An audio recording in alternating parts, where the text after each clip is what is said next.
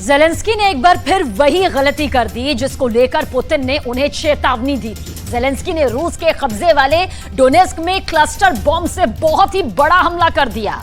Attack के बाद Putin बेहद गुस्से में हैं। पुतिन अब जिस तरह का बदला लेने वाले हैं उसके बारे में सोचकर पूरे यूक्रेन में दहशत फैल गई।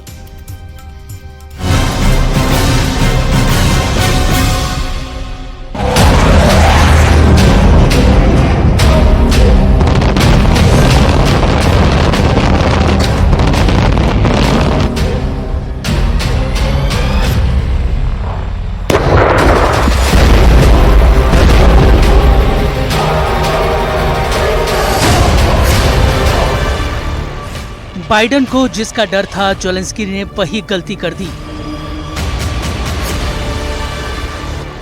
नाटो ने जिसके लिए रोका था, ज़ेलेंस्की ने वही दोहरा दिया।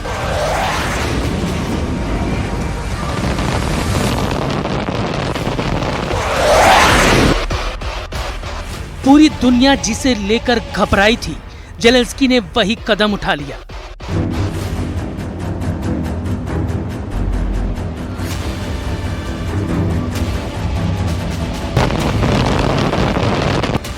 यहां लगी आग, यहां हुई तबाही।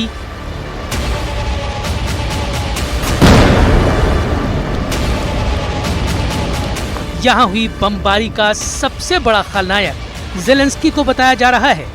ज़ेलेंस्की ने यहां वो बम गिराया जिस पर लिखा था कि इसे इस्तेमाल किया तो पुतिन जान ले लेंगे। यह है बाइडेन का क्लस्टर बम, जिससे ज़ेलेंस्की ने पुतिन के कंट्रोल वाले शहर को टारगेट किया है।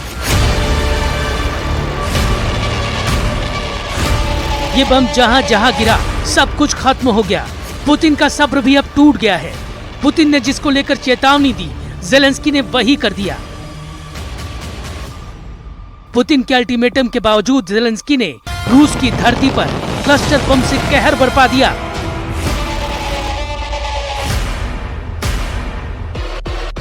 ज़ेलेंस्की की सेना ने रूस के कब्जे वाले डोनेस्क में क्लस्टर बम से बहुत बड़ा हमला कर दिया है। डोनेस्क डॉनबास का वो शहर है जिसे रूस ने युद्ध की शुरुआत में ही अपने कब्जे में ले लिया था।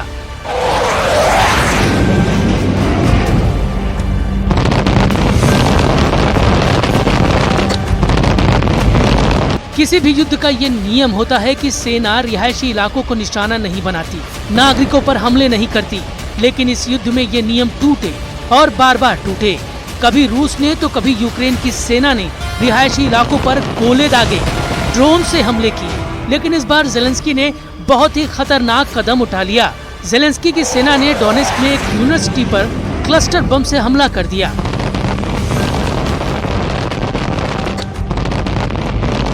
क्लस्टर बम से हमला रात के वक्त हुआ। हमले के बाद बिल्डिंग के आसपास अफरा तफरी मच गई, चीख पुकार मच गई। पूरी बिल्डिंग धूं धूं कर जलने लगी। आग की लपटों को देखकर आपको अंदाजा लग गया होगा कि हमला कितना खतरनाक रहा होगा।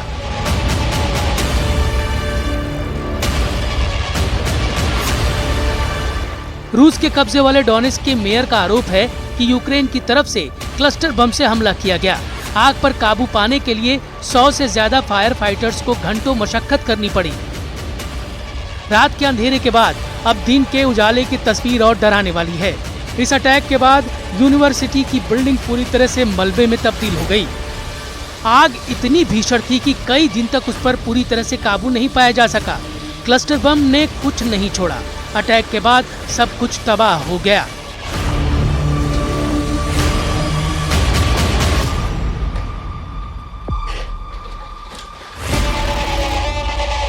डोनेस्क में यूनिवर्सिटी पर क्लस्टर बम से हमले के बाद से पुतिन गुस्से में है। पुतिन अब ज़ेलेंस्की को सबक सिखाना चाहते हैं। तो क्या पुतिन अब एक हमले का बदला 100 अटैक करके लेंगे?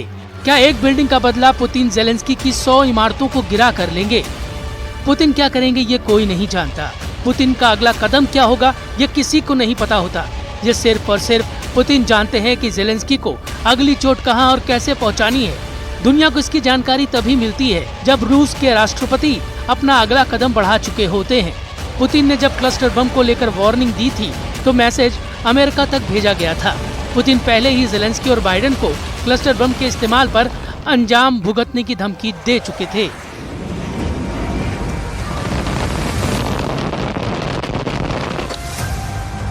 Думаю, к этому так и надо относиться.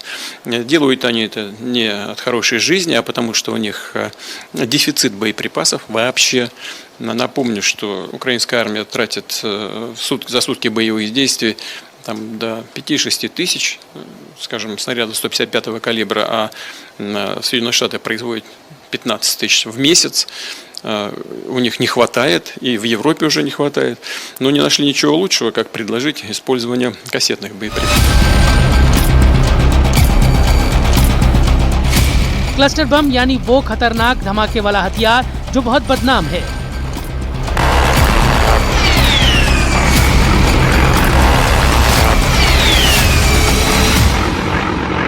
आधी दुनिया इससे नफरत करती है, लेकिन अब वही क्लस्टर बम ज़ेलेंस्की की मजबूरी बन गया है।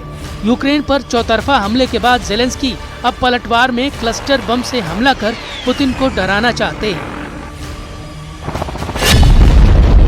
पुतिन का दावा है कि बड़े धमाकों के लिए यूक्रेन हर रोज 5 से 6 हजार तोप के गोले फायर कर रहा है।